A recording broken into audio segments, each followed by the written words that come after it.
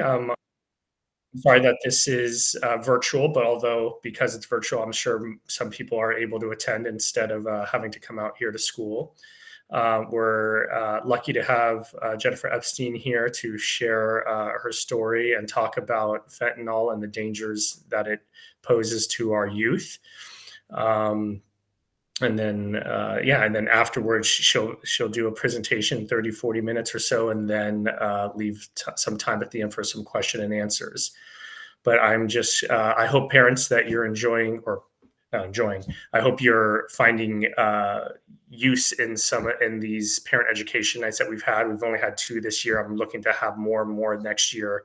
But glad that you can make it. And I'm going to turn it over to Jen Epstein so she can begin her presentation. Thank you. Hi, everyone. First of all, I want to thank Mark and Caroline for connecting me to you all. This presentation is a topic that's important to me, and I hope it will become important to you as well. And I know, and I'm going to thank you all for being here. I know the end of the school year, springtime, it's busy with lots of sports and lots of end of school activities, and I'm glad that you've prioritized being here. As Mr. Novum said, that I will be doing about a 35-ish minute presentation. Presentation will include some videos. Whenever I do share my screen, I don't think I can see you. So if you are having problems and you can't hear me, or there's other technical issues, please speak up, because I won't be able to see your faces once I get started. So, do my presentation and then have a few minutes at the end for Q&A. I invite you to, if you have any questions, to go ahead and put them in the chat along the way, or you can save them to the end. But sometimes you might forget what your question is if you don't put it in the chat. So I encourage you to put it in the chat if you can. So I'm going to go ahead and get started. See if I can share my screen here.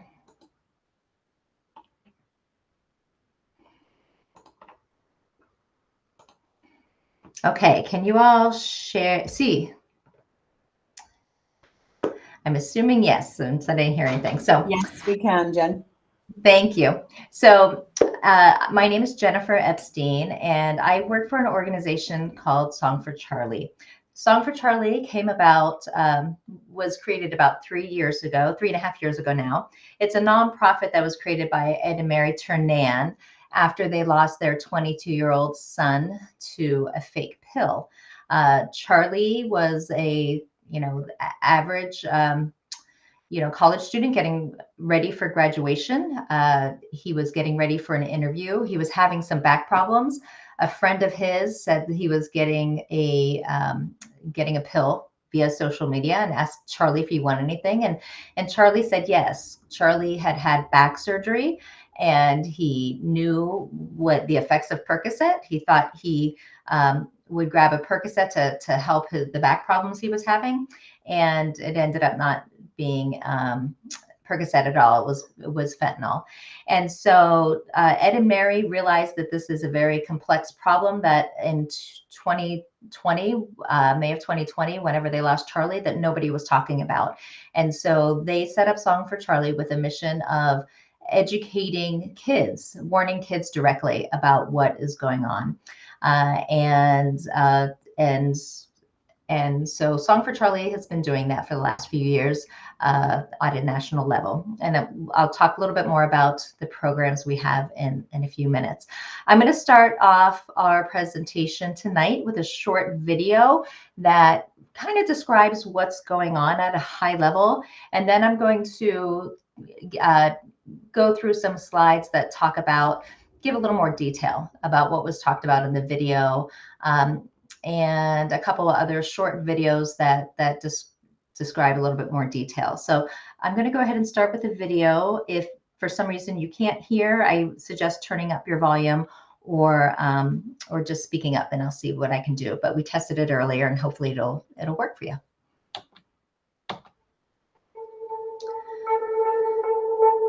When I was growing up, we talked about the drug landscape in terms of a path, but today kids are faced with a landscape that's less like a pathway and more like a minefield, where their first, second, or third step out there could be their last because you don't know what's in those substances. The counterfeit pills that are on the market today are very difficult to distinguish from the real prescription pills.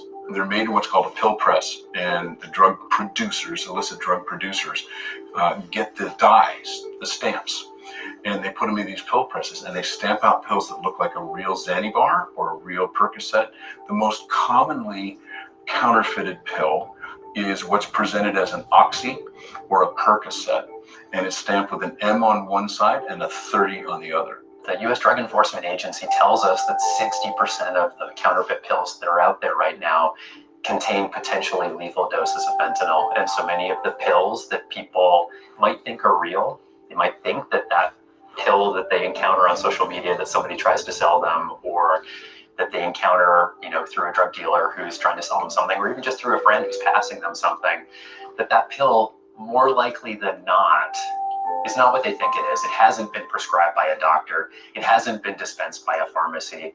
And in fact, it's fake, and more likely than not that the amount of fentanyl in one of these pills could kill someone. It's so cheap to make, and they're making these pills for cents, and they're selling them for dollars, 10, 15, 20, and they may have made it for 50 cents. But when somebody dies, that person who's selling them this, they're not thinking about that person. They're thinking about their profits. The cost of doing business includes some downsides, like maybe they lose some customers. We lost, 108,000 people last year to overdose. And that's just the fatalities. There are a lot of non-fatal overdoses as well.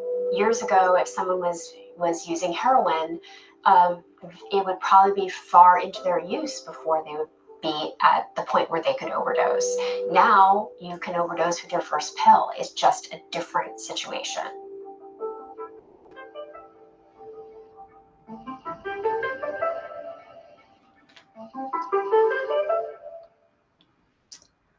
So that video just gives you a high-level overview of what we'll be talking about tonight, and that is about fentanyl and fake pills and how young people are getting these pills today.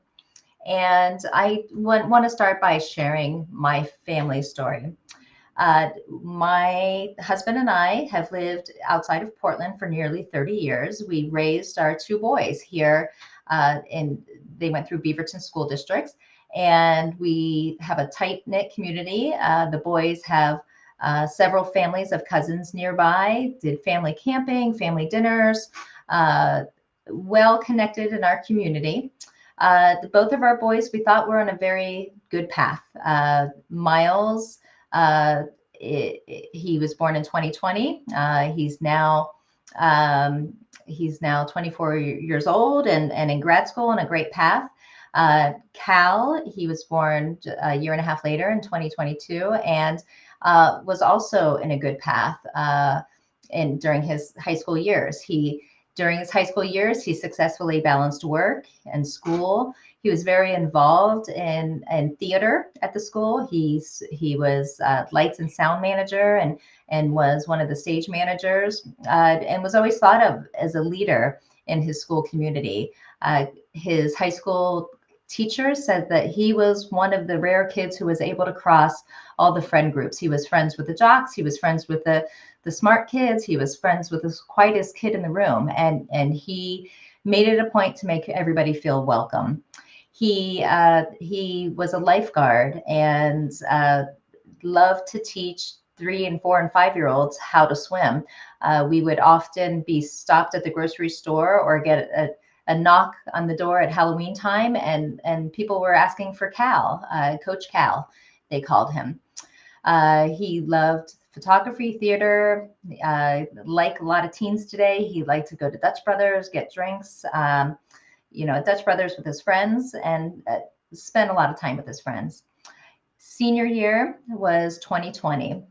Senior year was challenging. We discovered that Cal was using marijuana, and he said he was using it because he had anxiety and he was using it to deal with anxiety. That was not okay in our family, and Cal knew it was a problem too. So in the midst of all the shutdowns, of pandemic shutdowns, we were looking for professional help for him, and we were able to find him professional help, and he wanted to focus on himself. So, you know, it was a mixed blessing for us. School was shut down. He was missing his friends, but then he also was committed to going to see a therapist and a psychiatrist every week, and focusing on his mental health and his physical health, and getting better. His lifeguarding went away because of COVID, and he went out and got a job at a grocery store because he knew he needed something to do. He was very outgoing, very gregarious. The one complaint that we heard about him during that time was that his boss said that he wasn't getting people through the checkout fast enough because he was being too talkative to them. So that was the kind of kid he was. He was always asking how you were, and he knew everybody in his community and was a connector. In the fall of 2020, we were faced with the decision as to whether or not he would stay at home or go off to college, as he was hoping to do, and decided that the best thing for him to do was to go off to college. So he went to University of Hawaii and experienced his freshman year during the COVID pandemic. It was, I think, was pretty typical for kids of his age. He was meeting friends, but he was also disappointed that campus wasn't as full as normal. He was enjoying his classes, but was disappointed that all of them weren't in person. But, you know, overall, he was having a good experience, and we were excited to have him come home during the winter holidays. After a couple of days, we had a COVID test scheduled for him because our family was planning to gather, and he had just flown in and thought that was the safest thing to do. The morning of his COVID test, my husband and I realized that he didn't get up to go get his test. And so we went to check on him and found him unresponsive in his bed. My husband started CPR. I called 911 and looked around the room, and I found a small bag with a few blue pills in it. I didn't recognize them as his anxiety medicine. So whenever the detectives came, I showed the bag to the detectives, and the detective looked at them and immediately said, well, they look like oxys, but most likely they're fake and made of fentanyl. And if you're the praying type, now's the time to pray. That was the first our family had heard of fentanyl. We got Cal to the hospital, but he didn't make it. We didn't get to bring him home. And I lost my baby. That was the last we saw of Cal. After the investigation, we got Cal's phone and computer back, and what we found in his Google search was that the day before he died, he had Googled to find out what a safe dose of oxy was for his weight, the effects of oxy, and how it would react with his anxiety medicine. So certainly Cal made a poor choice. We don't know if he was self-medicating. We don't know if he was just bored and looking for some fun. We don't know why he reached for that pill, but that choice cost him his life. And we know that he was not looking for fentanyl. So that's how my family was impacted by fentanyl here in Oregon. Cal was just 18, and he was torn away from us because of the fake pill, and because he didn't know that this was a danger. So as I said, that was when we first heard of fentanyl. Most of you on the line, I'm assuming, have heard of fentanyl, but I just want to make sure that everybody has the same baseline. So I want to just kind of quickly talk about what fentanyl is. So fentanyl is a potent synthetic opioid that has been used for medicinal purposes since the 60s. It is used every day in hospitals and all over the world. It is commonly used for surgical purposes, as a anesthetic, and for pain management for cancer and end of life care. It is synthetic, so it is made in labs, which the impact of that is that it can be made in mass quantities, and it doesn't really cost a lot to produce. That helps to keep the cost low. Fentanyl is very potent. It is about 100 times more potent than morphine and 50 times more potent than heroin. It is also tends to be it's very effective. So whenever somebody is given dosage of fentanyl, it kicks in very quickly. And it also wears off very quickly. That's one of the reasons why it's often used for surgeries, because it does, the effects of it are quick to take effect and quick to wear off, which is perfect for medicinal purposes. But that also means that somebody who becomes addicted to fentanyl, they need a hit of it more frequently in order to avoid the effects of withdrawal. So the effects of fentanyl are very difficult for somebody who's addicted to it. The fentanyl that I'm going to be talking about today is not the pharmaceutical fentanyl that you would get if you were in a doctor's office. Whenever you're administered fentanyl in a doctor's office, you typically have a anesthesiologist who is, deciding the dosage and monitoring the effects on your body and making sure that everything is under control.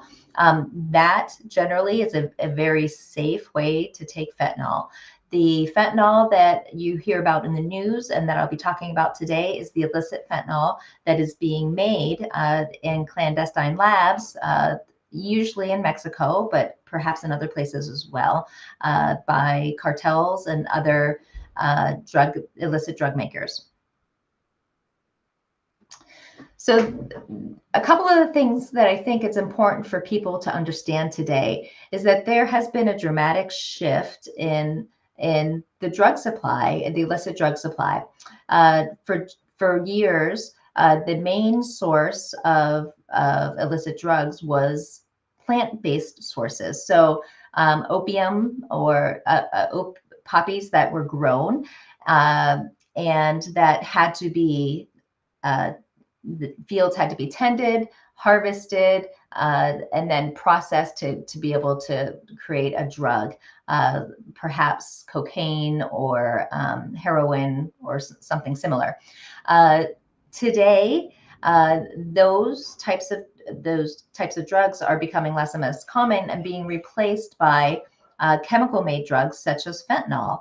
You may also hear of xylazine or nitazene. There's other ones coming down the line as well. But because of the shift from plant to chemicals, it's a dramatic change in the illicit drug supply. Whereas plant-based drugs, there was a limited capacity. There was a limited amount they could get out. The strength of it was limited by the processing or the crop that they were growing and how they could process it. And it was very expensive and it was bulkier. And so it was harder to get across the border and get in transport into the US. The fentanyl and other chemical-based drugs tend to be stronger. They tend to be cheaper to make. They can quickly make more, and it's a lot more profitable for these drug dealers. And so, they tend to have large quantities of these drugs, and they're pushing it into the US and doing what they can to create new supply or new demand because they have a lot of this product that they're trying to sell. So, the drug landscape, because of this, is dramatically more dangerous. In the past, it was somewhat normal, or it was thought to be drug experimentation was a part of some people's journey into adulthood. It was not unusual for people to experiment with drugs, whether it be alcohol or marijuana or even cocaine, starting in as early as middle school, high school, college. And that was something that was not necessarily accepted, but it wasn't necessarily that unusual.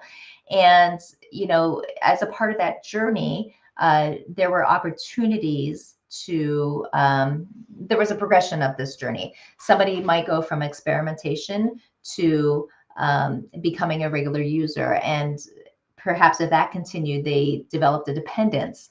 And if they did develop dependence, perhaps that would eventually lead to a substance use disorder. But during that journey, it might take several years. And there were many opportunities for somebody to step off that path, whether it be because they matured and they realized that they needed to get their act together, or they had a family or a family member or a friend who intervened, or maybe they had an incident that caused them to go get help. But there were many opportunities to get that person help. Whereas today, it is no longer a journey of drug use, but it's a minefield where somebody could lose their life on their first or second time trying a drug that they've never used before. And this is why we say there's a need for some new talk. And this is the reason why we have the new drug talk. We think it's important that everybody understands that the drug landscape is dramatically different than when you grew up. And it was even different than 5 years ago or 10 years ago. So if you have children that are in college or you know, that are a little bit older, they grew up in a very different environment than somebody who's in middle school or high school today. We think that everybody needs to understand what fentanyl is, the potency, and how potent it is and how dangerous it is. And also they need to understand that it is being put in fake pills that look identical to prescription medications that young people today are familiar with. Young people today, they are growing up in an environment where prescription drug use has been normalized. You know, they may get their wisdom teeth pulled out and are given a prescription for Percocet. They have friends who are on Adderall or Xanax, and they talk about it with their friend groups. Perhaps they had a sports injury and were given OxyContin. This is normal for today. We are grown up. These kids have grown up in an environment where prescriptions are marketed on TV. So they have learned that prescriptions fix problems. They have learned that prescription pills can give them something that is predictable, give them a specific dose of a drug that will help to make them feel better.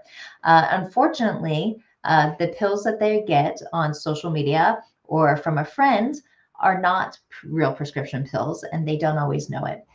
So because of this new landscape, what we're seeing on the right, you can see that over the last 20 years, that blue line shows the percentage of 8th to 12th graders reporting illicit drug use. So that is drugs not including marijuana. For the last 20 years, there has been a consistent downward slope in drug use. However, what we saw in terms of drug-induced deaths for that same age group is that it was relatively flat for the last 20 years, for about 20 years. And then in 2020, we saw a dramatic spike. And that is about the year where our law enforcement started seeing fentanyl showing up in fake prescription pills. So the dramatic spike in teen deaths is being driven by fentanyl. Now, those were national numbers. I want to share a little bit about fentanyl's impact on Oregon youth and bring it a little closer to home. In the last 5 years, Oregon has lost 332 young people to drugs, and that is mostly driven by fentanyl. Drugs are now the leading cause of death for Oregon teens.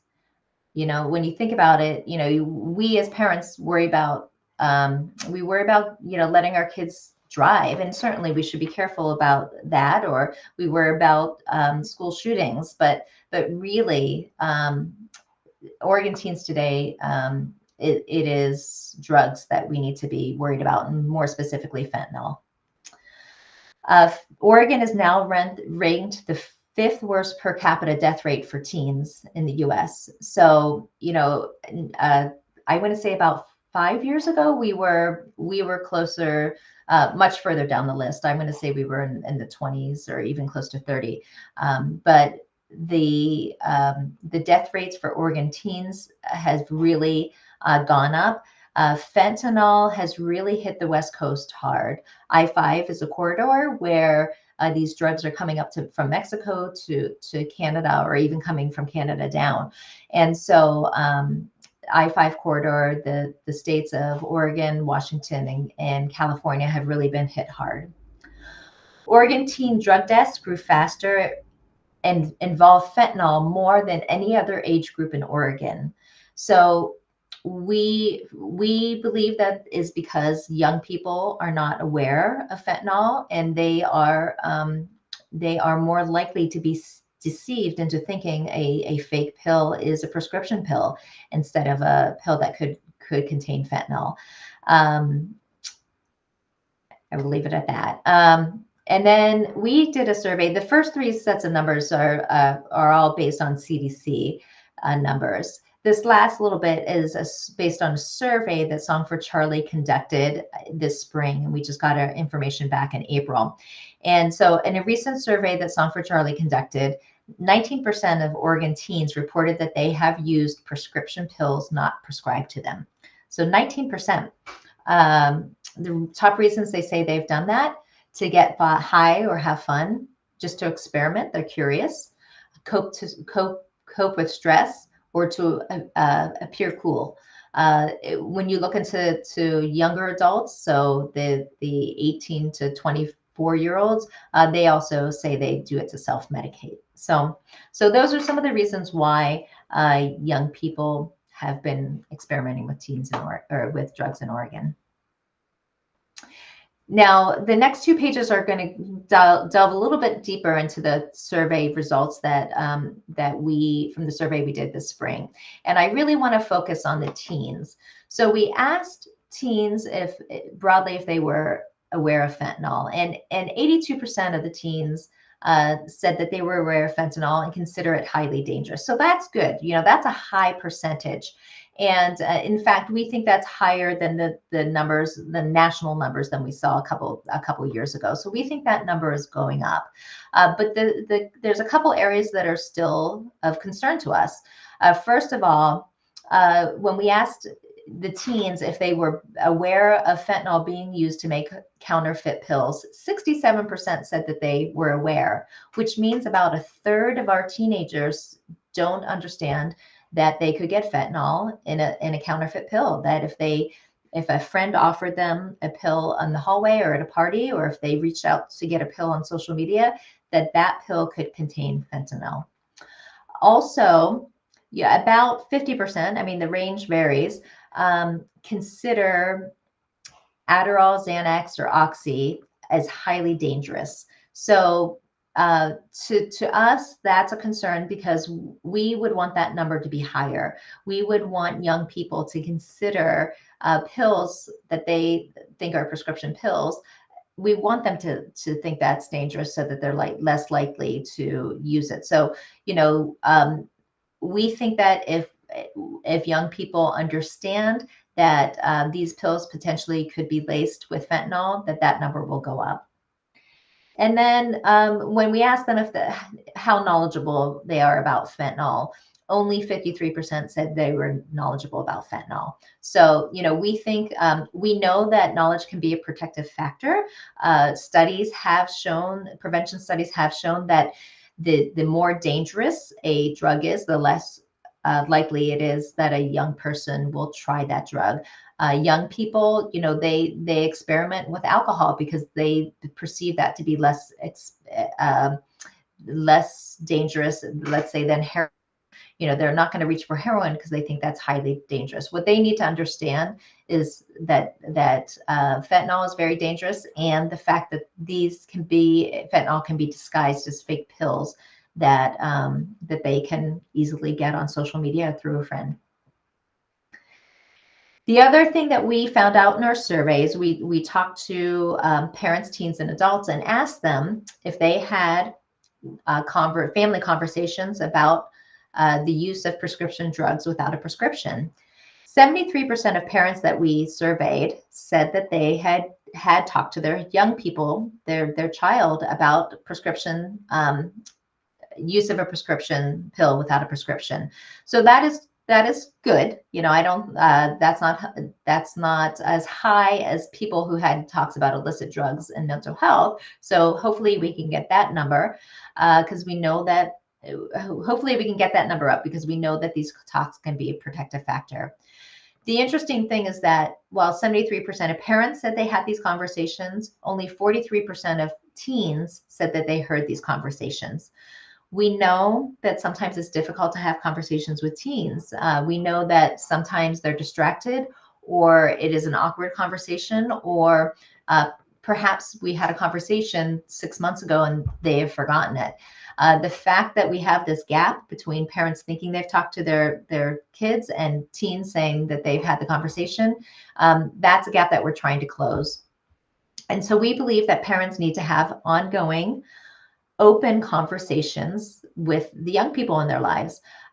Even if you don't think your teenager today would reach for a pill or accept a pill from a friend, we know that teenage years are years of dramatic change. There's a lot going on with kids. So while your teen might not be tempted today, in 6 months, they might have an injury, or they may break up with their boyfriend or girlfriend, or they could have anxiety, or have another friend group that they're meeting new friends. And so they might be in a situation 3, 6, 9 months from now where they may be tempted. And so ongoing conversations will help to ensure that this is always on the top of their mind. Now, we did survey the young people and the parents to ask why they might not be having the conversations. Young people said that they don't always trust or feel comfortable or have confidence in talking to their parents about this topic. And they also fear judgment and shame and worried of some consequences. And so that's why it's important to have open conversations. If young people are feeling judgment and shame, they're going to be less likely to want to have ongoing conversations and want to be open with the parents. Parents, they are resistant or reluctant to have these conversations because they're worried about damaging the relationship with their child, and they're also uncomfortable with this. And so in a few minutes, I'll talk about the New Drug Talk. The New Drug Talk is a program where we've launched in Oregon to help parents get through this discomfort and to have constructive conversations with the young people in their lives. So just to kind of summarize, what we really think is important is for young people and for everyone just to shift from just say no, N-O, which is what most parents on this call may have grown up with, to just say no, K-N-O-W. We know that knowledge is a protective factor. We know that just say N-O it does not work. We know that young people often, whenever they are told just say no, N-O, they kind of ignore that and want to experience things themselves. And so it's important that young people are educated and understand that the street supply of prescription pills has been flooded with fakes and could contain fentanyl. They need to understand that any pill they get that is not from a pharmacy in a bottle with the doctor's name and their name on it could potentially contain fentanyl and could be deadly. And they also need to understand that fentanyl is really being found in all sorts of other street drugs. So not only is it being found in fake Percocets, Oxys, Adderalls, Xanax, and other pills. It is also being found in MDMA, cocaine, heroin. There's also some reports of it being found in gummies and vape pens and marijuana. Those particular vape pens and gummies and marijuana, it is not widespread. So I don't want people to become alarmed. I don't want there to become panic, but the lesson really is that anything that you take that is not from a pharmacy or a dispensary, if you're of legal age, could be contaminated with fentanyl. The next couple of slides, in addition to understanding fentanyl and what is going on, we think it's important for people to understand the signs of an overdose and naloxone or Narcan and how to use it. So I have two short 2-minute videos to show that will go over those two things.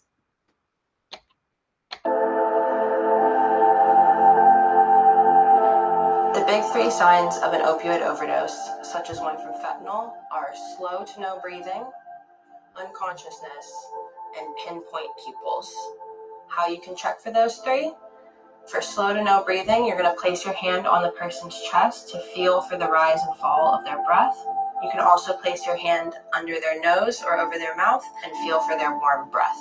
To check for unconsciousness, you're going to start by shouting the person's name and asking if they can hear you. If they don't respond to you verbally engaging with them, you're going to cause some painful stimuli. To do that, you're going to give them what's called a trap pinch. You're going to pinch the corner between their neck and their shoulder as hard as you can. If you try that on yourself, it hurts. So if you do that to somebody who might be overdosing, they're not going to respond. The third sign that you're going to check for, which is the telltale sign of an opioid overdose, is pinpoint pupils. Check for that. You can use a flashlight like the one on your smartphone. The person's probably going to be unconscious, so you're going to lift their eyelid and shine the flashlight into their eye for 3 to 5 seconds. When you move the flashlight away, normal people, you will see their pupil get bigger when the light is no longer in their eye. Someone with a fentanyl overdose, their pupil is going to remain pinpoint, very tiny in the middle of their eye. It is absolutely critical that you call 911 when somebody is overdosed, because that makes sure that they get the medical attention they need, and that could very much save their life. Many states have what's called a Good Samaritan law, which protects people who call 911 when they're in the possession of drugs from being arrested for having those drugs in the moment, because these laws are meant to encourage people to do the right thing when someone's overdosing.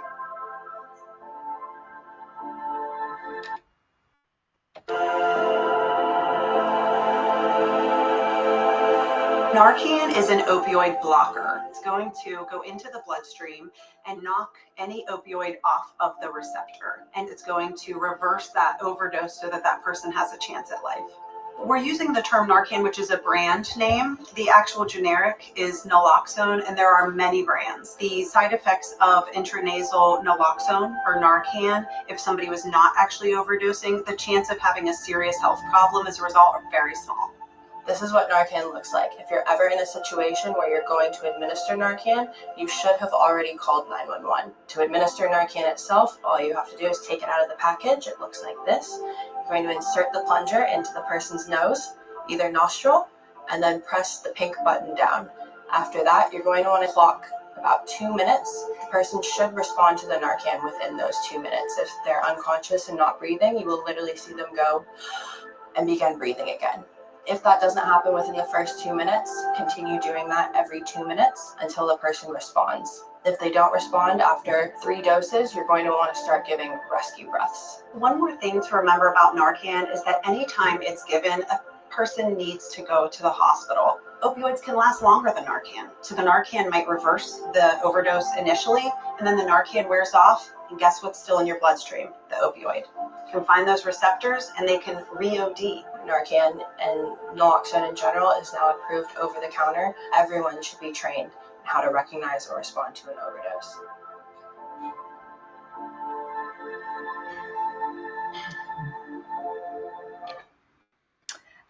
as Madeline says, really, we encourage everybody to make sure that they understand what to do if there's an overdose, recognize the signs of an overdose, and carry naloxone. It is something we encourage every parent to have in their medicine cabinet, perhaps have it in your purse, in your car. You don't know when you might run across somebody having an overdose, and even if you don't think your kid is going to need it, you don't know if they bring a friend into your house, what's in that friend's backpack. So you just need to have it. The new drug talk. As I said, the new drug talk is a new tool that Song for Charlie developed. It was originally developed in partnership with the California Department of Healthcare Services to educate parents on the dangers of fentanyl and fake pills, and to encourage them to have ongoing conversations with the young people in their lives. It was rolled out in California in August of last year. And at the end of 2023, Song for Charlie entered into a partnership with Trillium Community Health Plan to bring this program to Oregon. And so this launched in Oregon in earlier in May, on May 7th. And what it is, it's a program that revolves around a website, the New Drug Talk website, and it helps to educate parents, as I said, through videos, articles, and what we're calling scenarios, which are interactive modules where you can walk through how you would have a conversation with the young people in your life. So, for instance, there's modules that cover how to have a conversation with your child when they have a phone, when they get a new phone, how to have a conversation with your child when they go to a sleepover, what conversations you can have whenever you discover that your child is hanging out with somebody who might be using some sort of substances. So we try to give parents examples of how they might have these talks. We recognize that most people our age don't have examples from their own parents. And so these tools are intended to help you feel more comfortable having a conversation with the young people in your life. Basically, we try to keep the videos. There is a 30-minute video called The New Drug Talk that can give you everything you want to know about what's going on in a little bit more detail. And then there's also short 2 to 5 minute videos. So if you just have a few minutes at a time, you can look at the shorter videos and read articles to get more detail. So this QR code is the QR code to take you to the New Drug Talk. Also for the Hispanic-speaking community, Spanish-speaking community, we have the La Nueva Drug Talk, which was also launched on May 7th nationally. What can you do? Obviously, this is a very heavy topic.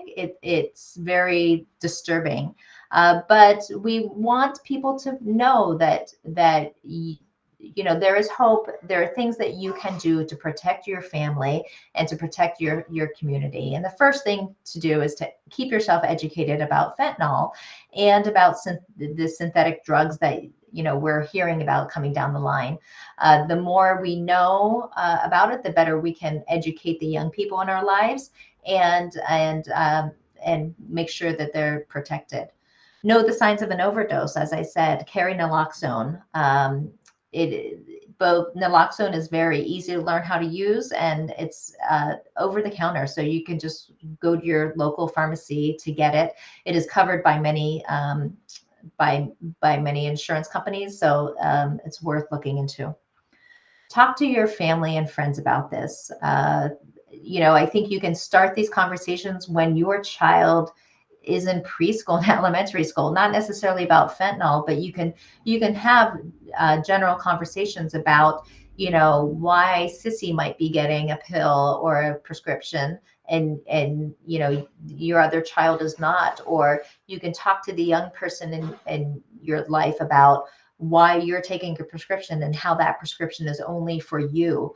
So those discussions can start early, and they become more detailed as your child becomes older. And you'll talk more about fake pills and fentanyl as they get to middle school and high school, etc. It's also important to talk about mental health. The mental health is, the reason why a lot of young people are reaching for pills, either because they're self-medicating or perhaps they just want a break from their reality. And so, I think it's important to keep tabs on your young person and see how they're doing and have genuine, open conversations about these things. Also consider about what behaviors are your real role modeling for your child. When you come home from work after a stressful day, do you grab your dog's leash and go for a walk, or call a friend, or do you grab a glass of wine? Your kids are always watching you, and the behaviors you're role modeling are the behaviors your kids are more likely to follow whenever they get older. And I encourage you just to follow, go to the New Drug Talk webpage, absorb as much as you can. And then if you follow Song for Charlie on Facebook and Instagram, we will have regular posts that will help to prompt you for good times to have conversations with the young person in your life. As we say, we think these should be ongoing conversations. Schools are starting to talk about this, and it's great that schools will be bringing this in as part of their health curriculum, but that might be a week a year. And young people need to be hearing this message on an ongoing basis. And with that, I'm going to wrap up. I'm happy to answer questions, and I'm putting my email here. If anybody would like to reach out to me at any time, happy to help in any way I can as well. So I'm going to stop sharing and see if we have any questions. Yeah, thank you, Jennifer. We do have one question that came in on the chat, and I'll read it in a second. But also, I just want to thank, we also have Dr. King-Whittle online, Caroline King-Whittle. She's the one that actually suggested I reach out to Song for Charlie. So she's a primary care physician. And then also, when I sent out the message about a week ago, Dr. Nanduri is online too, here on the call, and he let me know he's a physician who specializes in addiction. So he may also be able to answer a question or two. But Jennifer, the question that came on, and then we'll see if there are any other questions, is from Natasha Lang. She just wants to know, do you think that Oregon legalizing hard drugs has anything to do with the spike in teen deaths that we're seeing? Yeah, honestly, it's really hard for me to say that this issue is very complicated. The teen death rates have gone up, across the nation. Some states have been harder hit than others, but it is a trend that was not unique to Oregon. So it's really hard for me to say whether or not that was a contributing factor. And Dr. Nanduri or King-Whittle, please chime in if you have anything to add. And also, Jonathan, if you haven't seen in the messages, Jonathan Hansen let everyone know that we do have Narcan on campus. We've trained the staff how to use it. I'm obviously hoping we'll never have to use it, but it's a good safety net if needed. With this, I'll leave it open to, do people have any questions? This is Caroline. I put it in the chat. I just wanted to say there's several doctors here on the call and lots of doctors in our Abiqua parent community. So I'm not pretending to be specifically an expert on this, but truly just a concerned parent and community member. And this content, and Jennifer and her husband came to South Salem High School and gave a similar but slightly different version of the presentation, and I found it really helpful and wanted to bring it to this community. And really, it's just all about like how we can start to talk to our kids and not ever thinking that it's too soon to have age-appropriate, developmentally appropriate discussions with our kids. My youngest now is 11, my oldest is 16, and I feel like I'm right in the danger zone. But I think even for parents of little kids starting to talk about not taking a pill, or, I don't want to get people too scared, but some of these pills look like candies, like not even taking a little candy from a stranger, because fentanyl can be made to look like candy. So it's just a scary, I think minefield is a great analogy. It is a scary minefield out there. And I think us as parents need to be aware of it and try and not have our kids step in those landmines. I have a question, actually, Jennifer. If why is fentanyl being put in these drugs, in these fake pills? Yeah. It's all really about money. These the drug traffickers are in it to make money, and fentanyl, it is easy to make. It is they have a large supply of it, and they are looking to create a demand. And so first of all, they're looking to meet the demand of the people who are already facing addiction. So people who were previously using heroin. Really, the heroin use has gone down nationally, and it's being replaced by fentanyl. But they're also looking for ways to get more people addicted. And so it is believed that that is one of the strategies. Putting the fentanyl in pills was one of the strategies to try to create more demand. And honestly, the makers of the fentanyl are so removed. The supply chain for these drugs, the fentanyl is made by one person and then passed along by maybe a dozen different persons before it gets to the person who's using it. And so the person who is making the fentanyl, or even sometimes the dealer, they don't really care if there's a death. It's kind of it's collateral damage to them, because they're just creating a supply chain and making money. Thank you. Thank you, Jennifer, for giving that presentation. And I'm sorry to hear about how all this got started. I will say, just for information's sake, Narcan, you don't need a prescription. You can just ask the pharmacist, and they are more than willing to dispense. And then, what I frequently see is young adults, and, unfortunately, at least part of them, what I usually hear is, I started using from old prescriptions left in the house.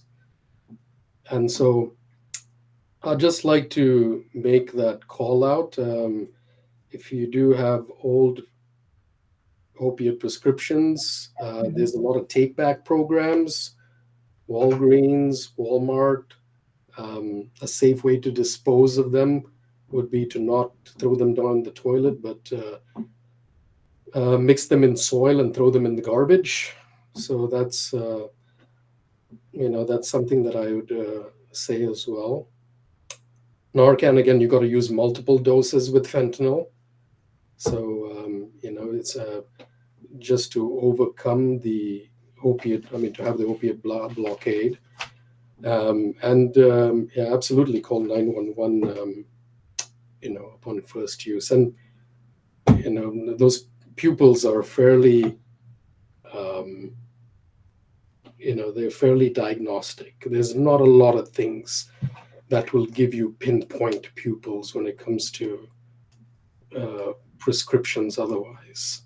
So, thank you again, Jennifer. You're welcome. And just to be clear, right? If you administer Narcan to someone who's not overdosing, is there nothing? Yeah, you might feel a little nauseous. Okay. But there's being an opiate blockade, or what we call an opiate antagonist. It does not activate the receptor at all. Okay. And so it just if there's anything on the receptor, it'll kick it off, but it does not activate. It'll sit there for some time and then dissipate. Okay. And actually, Caroline just wrote in the messages, if people haven't seen it, that her family has added Narcan to their home first aid kit. So that's a great idea to Yeah, have absolutely. I mean, being an addiction doc, I travel with it, so it's in my car. I take it on flights, Yeah. because you never actually know what it is. And absolutely, I mean, I keep reading in the news as well. So it can be anywhere mixed into. There's a lot of kids that go to rave parties and they see MDMA, ecstasy pills, and they'll. So it's pretty much into a lot of substances. The other thing that I usually see is, for patients struggling with anxiety, stress, it serves as, again, the euphoria. You can break away, you can get away. At least you can, for a couple of hours. But again, if you're not opiate tolerant, or you haven't been using opiates for a period of time, and you haven't built up that tolerance, one pill of fentanyl will kill you. There's been others who have slowly progressed over time, where they've been misusing opiates and they've built up that tolerance, and now they've moved on to oxycodone and they struggle. There's a lot of stigma, so there's a lot of shame for a lot of substance use patients. And so just trying to have that conversation, realizing that this person is struggling and they're really looking for help. And of course, there's various treatments when they are already been diagnosed to have an opiate use disorder. But there are still a lot of people out there still using fentanyl. That's because over time they've slowly built up that tolerance. I just wanted to add, thank you, Dr. Nanduri. You are mentioning that, some people, fentanyl could kill one person, in their first use, and others use it regularly. Reminds me that one thing we did not talk about tonight was what we sometimes call the chocolate chip cookie effect.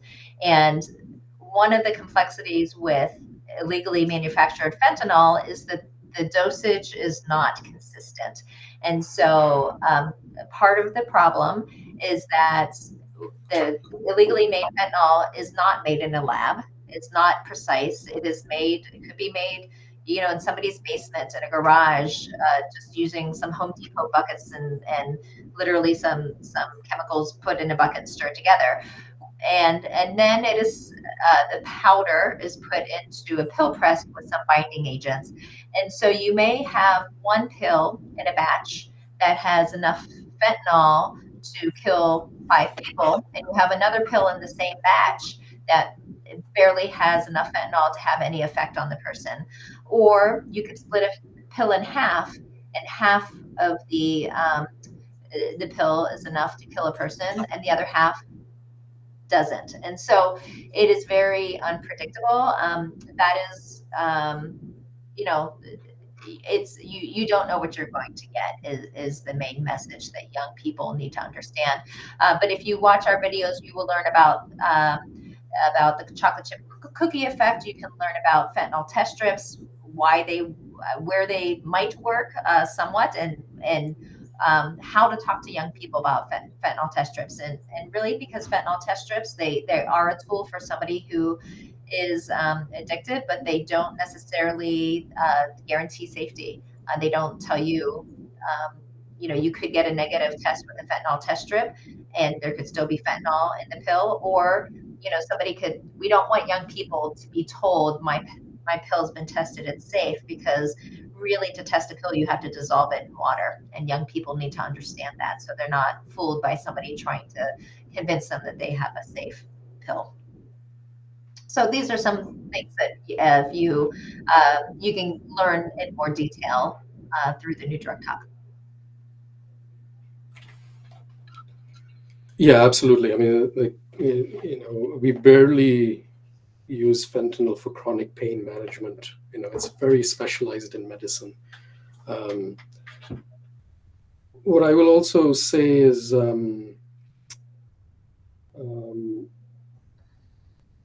there's different ways people use fentanyl as well. So you can, of course, you can smoke it. Some people inject it. Some inhale it. And so there's various ways about, when it comes to using fentanyl or other substances. So I might be aware if you're what we call, just looking for paraphernalia. Some people, when it comes to smoking off the foil or heating it up and then inhaling the vapors, that seems to be more the common use, just because of the much higher rapid effect that you get when it comes to inhalation versus oral. So there's something to be more watchful there, and a lot of patients that usually come in prefer the inhalation or smoked way to use fentanyl. Thank you for that. Are there any questions? Any other questions? What I will say though is tomorrow, once Jonathan Hansen gets me the link for the recording of this, I will send out an email to the community with a link to Song for Charlie's website, some information, and then also have the link to this recording, just to all the families that couldn't make it. But as Caroline told me when she was telling me about Song for Charlie, and when I spoke to Jennifer a couple months ago, I felt like, we're a K through 8. Do we really need to have this education for our K through 8 school? And both we're like, it's never too early to start talking about, at the very least, telling people don't ever take a pill that's not prescribed to you. So it is never too late to talk to your kids about this. So, but with that, any last questions?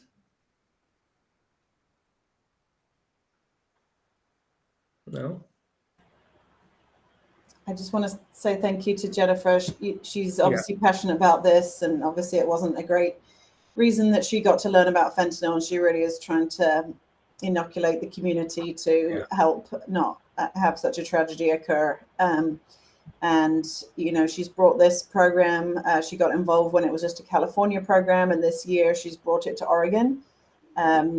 And like she talked about, it is sponsored for 1 year through Trillium Health Plan, but there's lots of opportunity, we hope, to spread it to other states and to make it more sustainable, not just for the 1 year. And so just want to thank her for giving her time and bringing her knowledge to our community.